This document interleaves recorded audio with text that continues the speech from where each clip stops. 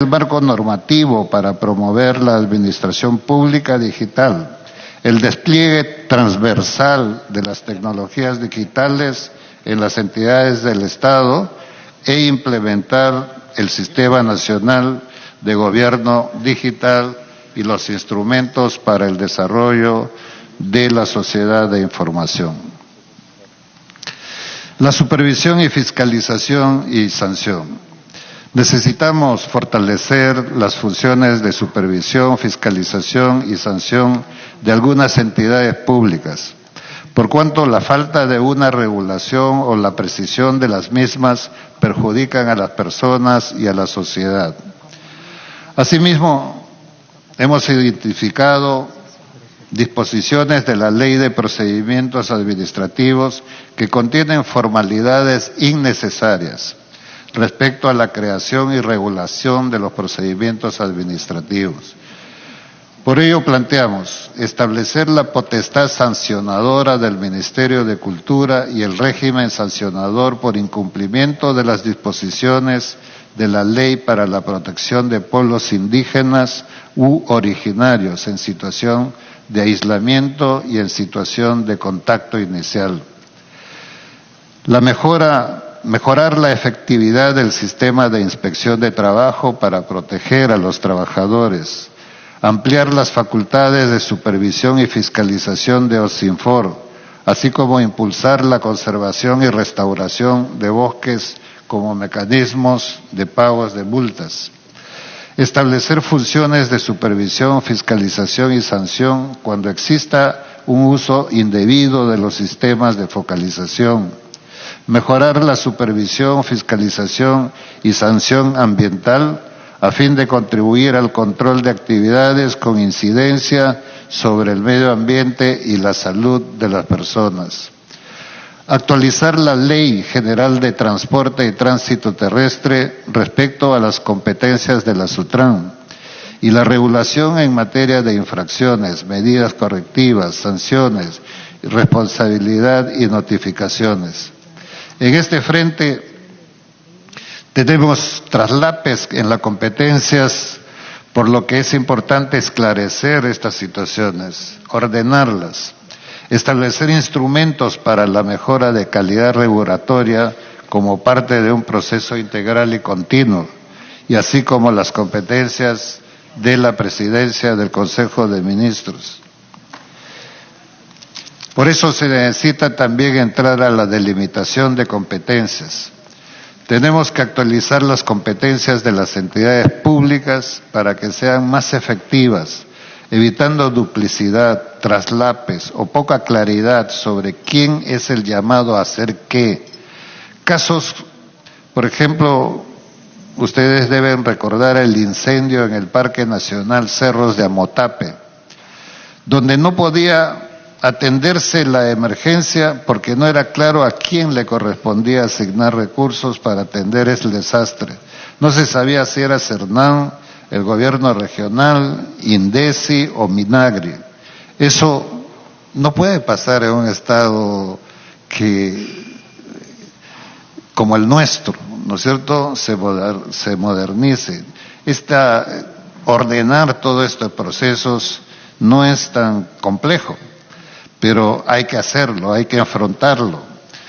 Por eso nosotros queremos proponer, entre otros, aclarar la competencia de estos ministerios, de estas instituciones, y reconocer otra vez el tema de la responsabilidad sobre los pueblos indígenas u originarios, porque cuando nadie sabe quién interviene, finalmente una población tan marginal queda mucho más abandonada a su suerte.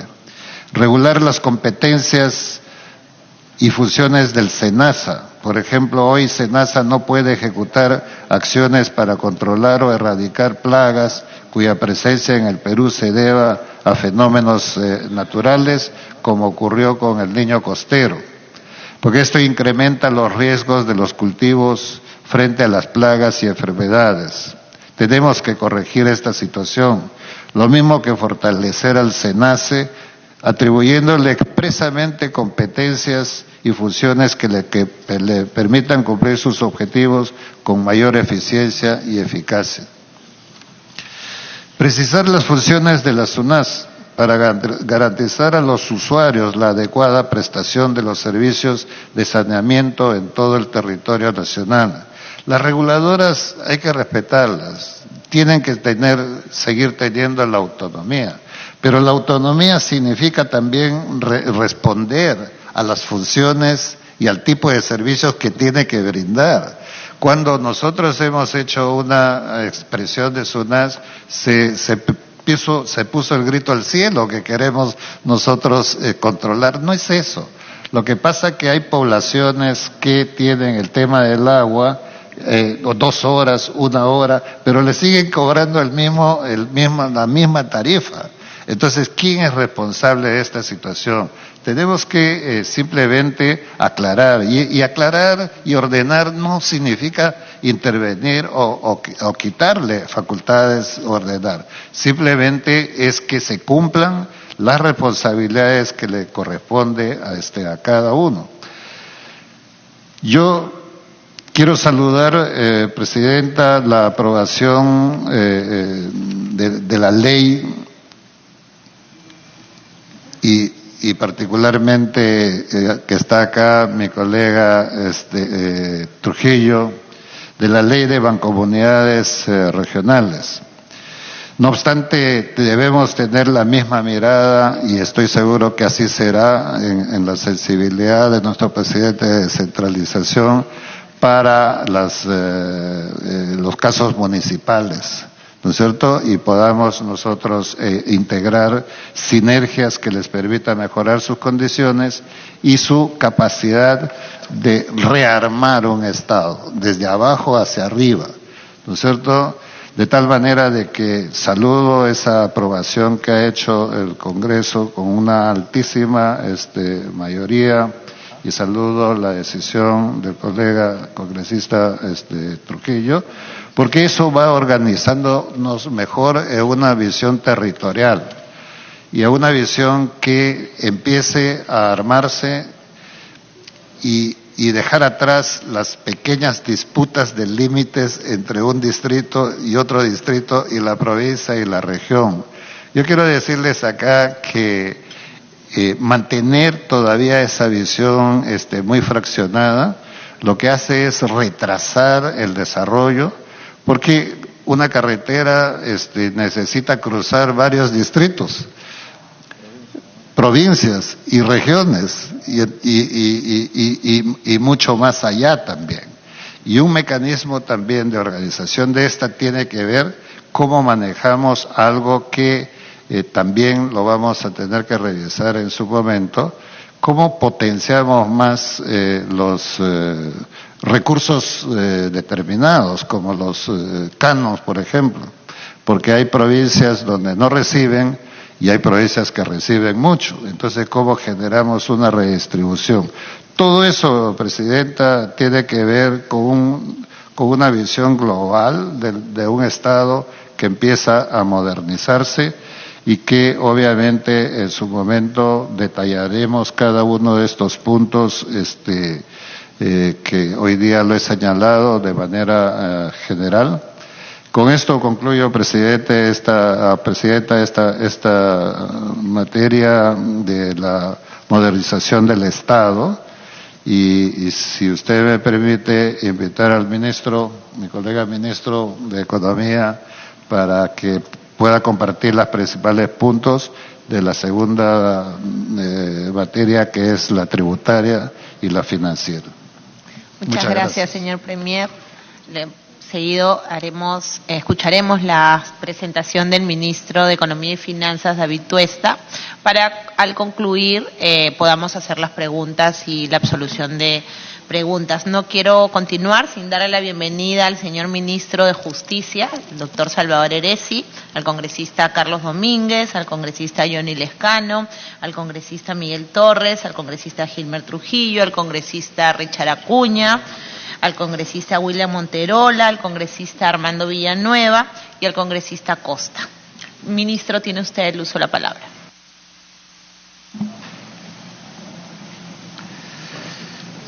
Señora Presidenta de la Comisión de Constitución y Reglamento del Congreso de la República, señoras y señores congresistas, buenos días a ustedes y por su intermedio al pueblo peruano.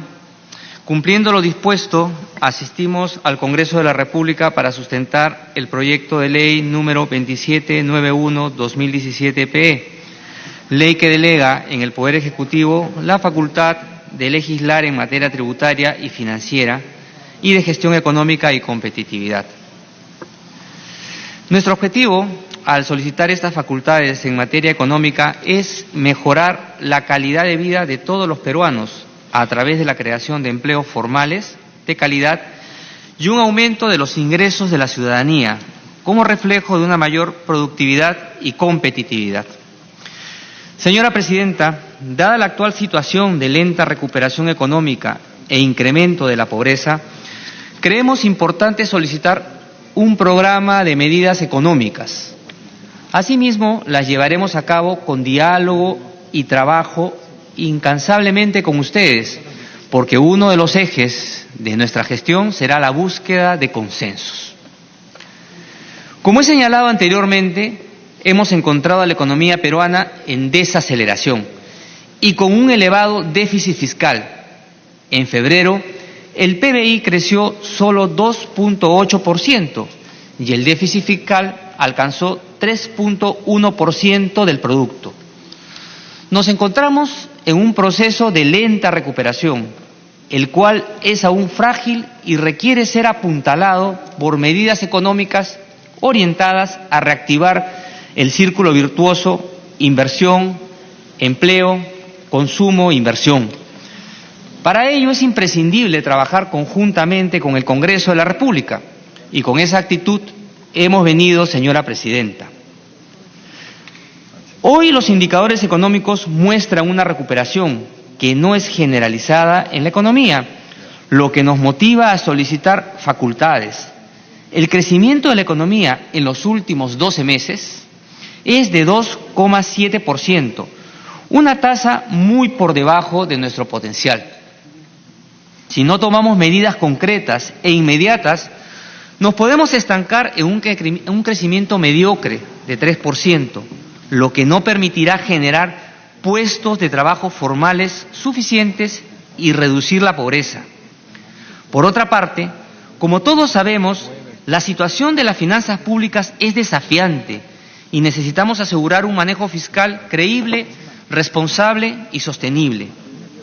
En los últimos 5 años, los ingresos tributarios han caído 4 puntos del producto y han hecho que tengamos una presión tributaria por debajo de los países de la Alianza del Pacífico y del promedio de Latinoamérica y el Caribe. Sobre este punto es súper importante, hacer incidencia, ¿no? Ya vamos comentando 2 aspectos, ¿no?, relacionados a lo que es el crecimiento económico y la caída de los ingresos fiscales. Este es un tema sobre el cual el gobierno ha venido haciendo reiterada mención, tanto el propio Premier en su discurso de investidura, como quien les habla, ¿no?, en diferentes comisiones del Congreso, en diferentes entrevistas, artículos, etcétera, ¿no? O sea, quiero que quede claro que desde el inicio señalamos esta debilidad que creo que ha sido bastante compartida entre todos los miembros y todos los congresistas. O sea, esto no es una sorpresa, esta sorpresa negativa que estamos observando implica tomar acciones concretas sobre las cuales hemos empezado a trabajar desde los meses pasados. Entonces, subrayando, débil crecimiento económico, necesitamos medidas de reactivación, las hemos venido llevando a cabo desde el primer día y continuamos con ello hasta el día de hoy, y por supuesto, esta caída de 4 puntos del PBI en los últimos 5 años en la recaudación. O sea, la situación recaudatoria es complicada y requiere, por tanto, acciones en diferentes frentes. En el mismo periodo, y esto es muy importante, señora Presidenta, el gasto corriente se incrementó más de 38.000 millones de soles, con un incremento de 2.000 millones en viajes, alquileres y publicidad. En contraste, la inversión pública se redujo en casi 1 punto del producto. Y por eso claramente entendemos toda esta situación, ¿no?, dentro de los ciudadanos que protestan, creo yo, con certeza respecto a que el Estado necesita reformarse. Y es claro que esta es mala combinación de instrumentos fiscales para impulsar el crecimiento económico y asegurar la sostenibilidad de las finanzas públicas. No podemos pedirles a los ciudadanos que se comprometan con convertirse en socios del Estado para reducir la evasión y la elusión tributaria sin generar al mismo tiempo un compromiso desde casa, desde el Estado.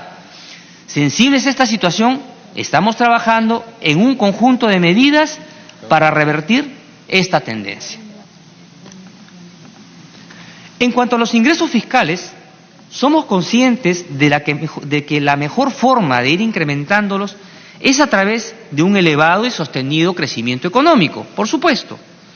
Pero solo el crecimiento económico no es suficiente para cerrar las amplias brechas de incumplimiento y evasión a nivel del impuesto general a las ventas e impuesto a la renta, que hoy ascienden a 58.000 millones, lo que representa el 8.2% del PBI. Esa es la cifra de evasión amplia que existe en el país y, por tanto, tenemos que encaminarnos a su reducción. Hoy vengo a presentar la opción de política tributaria que nos parece más factible y que desarrollaremos en el periodo de delegación de facultades que este Congreso tenga a bien otorgarnos. Dicha opción de política nos permitirá incrementar la recaudación a partir de la reducción de la evasión en el impuesto general a las ventas y en el impuesto a la renta de las empresas. Al respecto, quiero ser muy enfático y claro sobre el impuesto a la renta de trabajadores, que ha sido muy comentado en los últimos días. Nunca fue la intención de nadie en el gobierno respecto a muchos de los artículos y comentarios que han salido, que han sido fundamentalmente especulaciones, ¿no? No queremos, y esto quiero ser enfático, que los pobres paguen más con estos cambios en el impuesto a la renta. Lo que queremos es que el IGB que ellos pagan por sus consumos no se quede con los evasores que no entregan comprobantes de pago. Queremos que este IGB y el impuesto a la renta de estos evasores llegue al Estado para hacer obras y nos permita brindar mejores servicios que hoy día reclama la ciudadanía. ¿Cómo hacemos que los trabajadores se conviertan en nuestros socios de la formalidad y exijan comprobantes de pago a los evasores? Permitiéndoles que deduzcan sus gastos de su pago de impuesto a la renta, siempre y cuando sean digitalizados a través del comprobante de pago electrónico. Eso es a lo que en todo momento nos referíamos. Cuando se comentó el tema en la Comisión de Economía, fundamentalmente se presentaron un análisis de la problemática que existe en varios impuestos. Yo, como ministro de Economía, tengo que presentarles a todos la problemática que existe en todos los impuestos, en todos los ámbitos, en tema de elevación, que hemos sido muy enfáticos en todo momento. Luego, por la propia dinámica de la Comisión de Economía, hemos comentado, pues, algunas alternativas, de 1 millón de alternativas, sobre las cuales, como ministro de Economía, seguro es mi responsabilidad, tengo que pensar en todas las alternativas, pero en ningún momento se puede revisar la presentación, se puede revisar el diálogo, nunca dijo, esto es la propuesta. Y no puede haber propuesta porque ni siquiera todavía tenemos las facultades y luego tenemos una cantidad de días para seguir interactuando con usted. Eso es lo que tiene que quedar claro. Es decir, acá nunca hubo una propuesta, simplemente evaluación, comentarios de 1, 2, 3, de 1 millón de alternativas que a mí tengo la responsabilidad de pensar. Con la finalidad de revertir la situación económica y fiscal en la que nos encontramos, hemos estado trabajando en un plan de impulso económico, el cual cuenta con 2 pilares. El de crecimiento económico, el cual es clave para definir las bases para un mayor crecimiento en el mediano plazo y reducir la pobreza, y el pilar de sostenibilidad fiscal, que busca optimizar la eficiencia del gasto público, esto es muy importante, por favor, la eficiencia del gasto público y del sistema tributario. Estos 2 elementos que ustedes observan en esta diapositiva son 2 elementos, 2 pilares que tienen que ir de la mano, no pueden ir separados, son ineludibles los 2. No se puede crecer solamente dando dinero, ¿no?, gastando sin tener los suficientes recursos para ello. Por tanto, hemos ya venido implementando políticas de crecimiento claramente establecidas desde el primer día para impulsar la inversión pública, para dinamizar el crecimiento. Hemos sacado un reglamento que ha vuelto a ser operativo la cadena de pagos en el sector construcción, que estamos siguiendo y estamos observando que se está empezando a financiar. Y la parte de crecimiento está muy claramente establecida, y la parte de sostenibilidad fiscal es, por supuesto, importante y tiene que ir por el lado de ser más eficientes en el gasto y siendo más eficientes también en la forma de recaudar, sobre todo enfocándonos en lo que es evasión y elusión tributaria. El pilar de crecimiento económico requiere medidas oportunas para impulsar la inversión pública y privada e incrementar la productividad. Estamos abocados a incrementar la productividad. Todas las medidas, todos los pasos orientados y que forman parte de este pedido de facultades están orientados a incrementar la productividad, y las señales en esta línea son muy claras. Respecto al impulso de la inversión pública, esta semana se han aprobado un decreto de urgencia y varios decretos supremos que asignan 6.800 millones de inversión sobre todas las regiones. Esto es casi un punto del producto.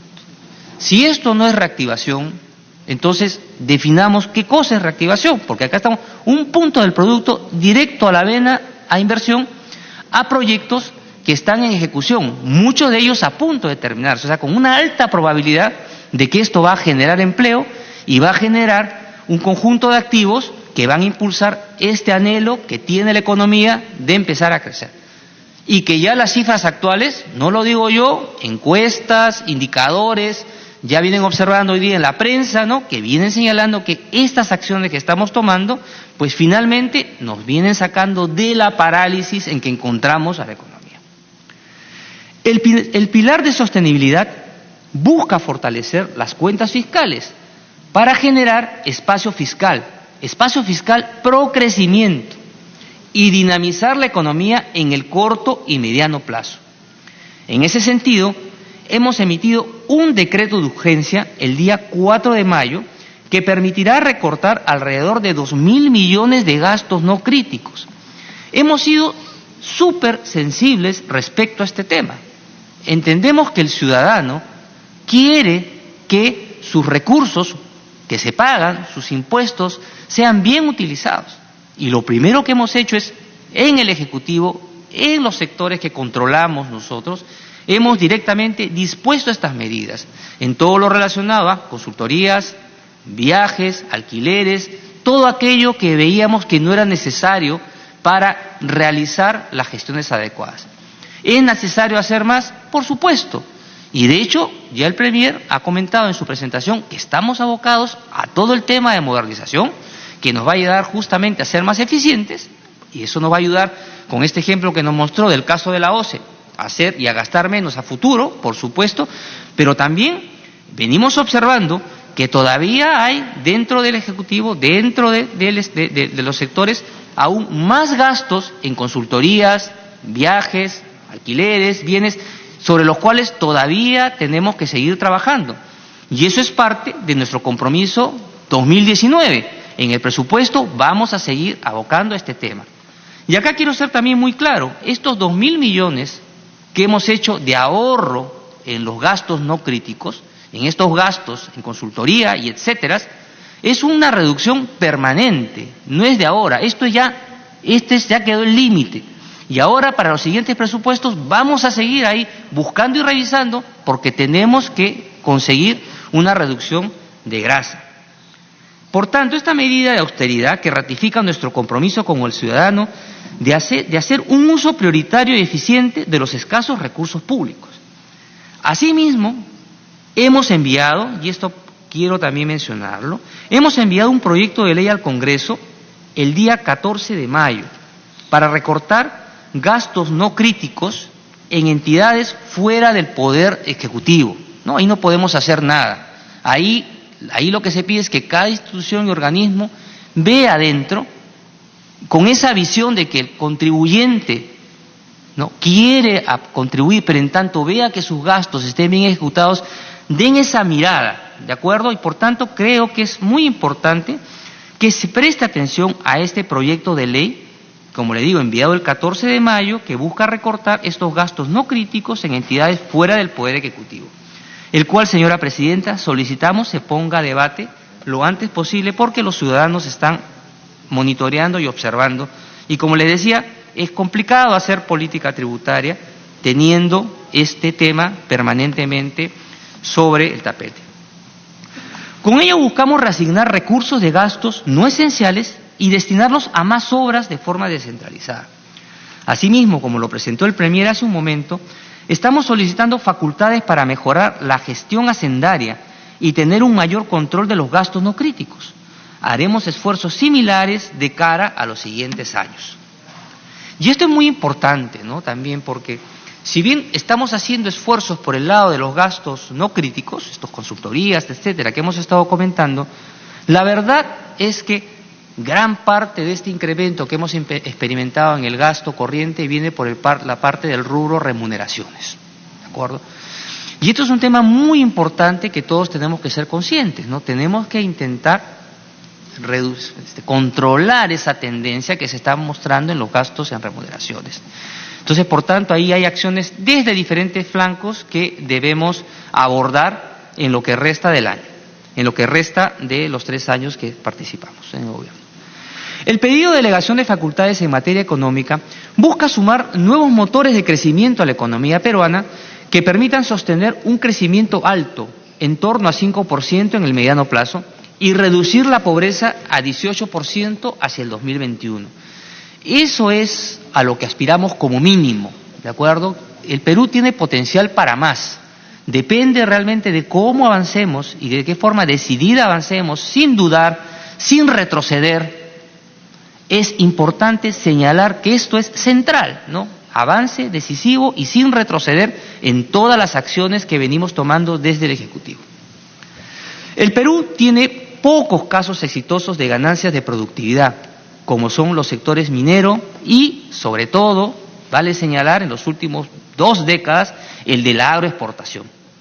Necesitamos replicar esas experiencias en otros sectores, donde naturalmente tenemos un potencial enorme para competir en el mundo, como son el turismo, la actividad forestal y de fauna silvestre y la acuicultura. Un factor común a todos estos sectores es que se desarrollan fuera de la capital, se desarrollan en las provincias. Este es un fenómeno provinciano, este tema. Es importante resaltar que el tema de la productividad es un fenómeno provinciano, no capitalino. En las provincias, en la zona rural, así que serán socios del Estado para descentralizar el crecimiento y la prosperidad económica. Las ganancias en productividad tiene que ser el eje para alcanzar ese 5% que estamos señalando. A eso tenemos que sumar a las micro y pequeñas empresas, que son un eje central para la generación de crecimiento y necesitan ser atendidas con políticas activas del Estado. Hoy las MIPES representan el 70% del empleo nacional y el 99% del total de empresas en el país. Es clave dotarlas de facilidades para constituirse, generar una demanda pública cierta y predecible, acompañadas de asistencia técnica y certificación de calidad, y brindar herramientas para que se reduzca su costo de financiamiento a través de nuestra banca de segundo piso y un uso más ágil y a menor costo de sus garantías mobiliarias. En esta primera sesión del día de hoy, vengo ante ustedes para exponer las materias contempladas en el proyecto de ley de delegación de facultades legislativas en materia tributaria y financiera. Por su parte, en la sesión de la tarde, expondré lo relativo a gestión económica y competitividad. La delegación de facultades en materia tributaria y financiera tiene 2 objetivos claves. Primero, combatir la evasión y elusión fiscal local e internacionalmente para ampliar la base tributaria y simplificar el sistema para reducir costos y fomentar la inversión. Esto lo tienen simplificado ahí en la diapositiva que se está proyectando. En primer lugar, Nuestra estrategia para combatir la evasión y elusión tributarias localmente consistirá en incentivar y masificar el uso de comprobantes de pago electrónico, involucrando a los contribuyentes, las empresas y la SUNAT. El objetivo de esta estrategia será la de transparentar las transacciones económicas, reducir los costos de cumplimiento y desalentar la evasión. Para esto se incentivará a que los ciudadanos exijan comprobantes de pago al permitir que estos sirvan para deducir su cálculo de impuesto a la renta. Esto es importante recordar que actualmente el impuesto a la renta de personas naturales cuenta con un tramo inafecto, sin sustentar, de 7 UITs, equivalentes hoy a 29.050 soles, a los que pueden añadirse 3 UITs adicionales a través de ciertos gastos sustentables, vía comprobantes de pago por los servicios de dentista, gastos en alquileres, nutricionistas, entrenadores deportivos, entre otros. Entonces acá lo que vemos es que está muy acotado, sumamente acotado, estos 3 UITs adicionales. Y adicionalmente pues vemos que luego de un año de aplicación de la medida, los resultados han sido pobres y regresivos. De hecho, en el 2017 solo un 6,5% de los trabajadores que declararon rentas mayores a 7 UITs dedujo algún tipo de estos gastos muy restringidos. Y los que accedieron a estas deducciones fueron aquellos que en promedio tienen mayores ingresos y se encuentran en el sector formal de la economía. Es decir, el resultado ha sido mayores devoluciones por estas deducciones, cuyos beneficiados fueron sectores que no necesitan algún subsidio del resto de contribuyentes. Por tanto, en ese sentido, el objetivo de la medida que proponemos será mejorar la progresividad y efectividad del sistema tributario, ampliando, repito, ampliando el universo de gastos sustentables hacia aquellos sectores más informales, donde los comprobantes de pago y libros electrónicos reducen en mayor recaudación por impuesto a la renta empresarial e IGB. De esta manera, como ya dije, la medida no incrementará los impuestos de los trabajadores, sino que les permitirá deducir impuestos e incentivará así a exigir comprobantes de pago electrónico, haciéndolos socios en la lucha contra la evasión tributaria. Es verdad, porque al final, a diferencia de ahora que solo se puede aplicar a un conjunto reducido de servicios fundamentalmente, que pagan cuarta categoría, ¿no?, estos servicios de personas, ahora se va a poder ampliar a